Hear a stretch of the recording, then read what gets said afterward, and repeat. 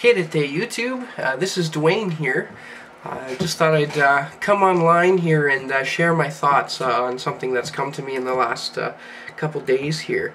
And that is the whole idea, I'm going to call it a myth, the whole myth that New Testament Greek is for the academic elite, sort of ivory tower sort of thing to do. But I want to totally renounce that and say that idea is not founded on anything substantial. And so I present to you that even the common man can learn Koine Greek. So with that being said, let me explain a little bit about how I've gone and done that.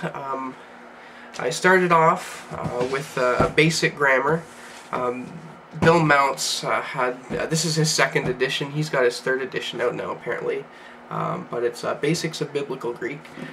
It focuses a lot on the grammar, so there's a bit to memorize off the start, but the concepts are not difficult, fairly simple, easy to grasp, and all it takes is consistent effort on your part to learn the language.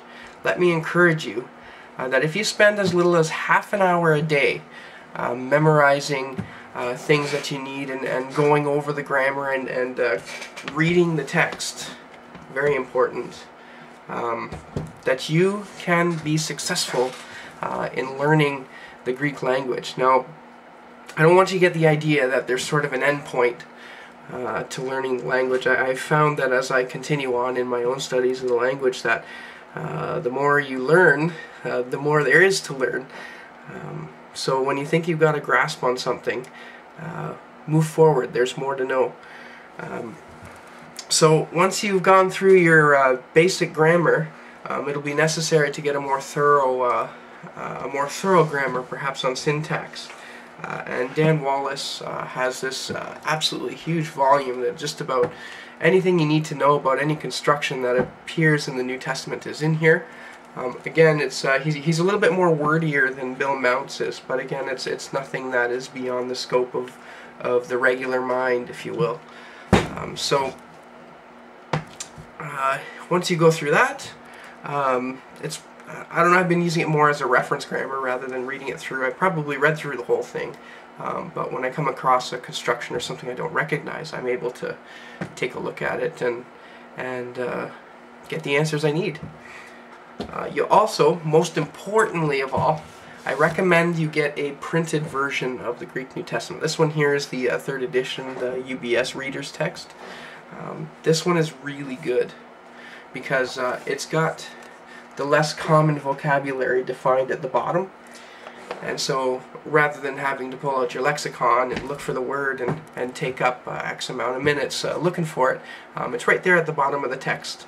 You just pull out the definition, you continue to read it. It really helps in reading fluency and keeping you in the text. So highly recommended.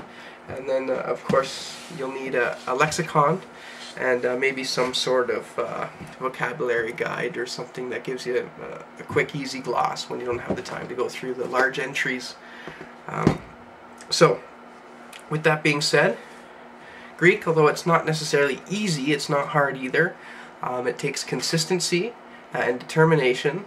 It doesn't take a lot of mind power. It's not super high up there on the smart things to do. Absolutely not. It's possible for any person. If you speak any language, you can pick up another one. Again, consistency. Half an hour a day, every day, is probably enough to get done what you need to do. Better than to do 2 hours once a week, say. You want that consistency. A little bit every day is fine. So remember, read your text and get into a grammar. That's my advice and that's my encouragement to you. Hopefully you enjoyed that and hopefully I was a help to you. Alright, Rosso, have a good one.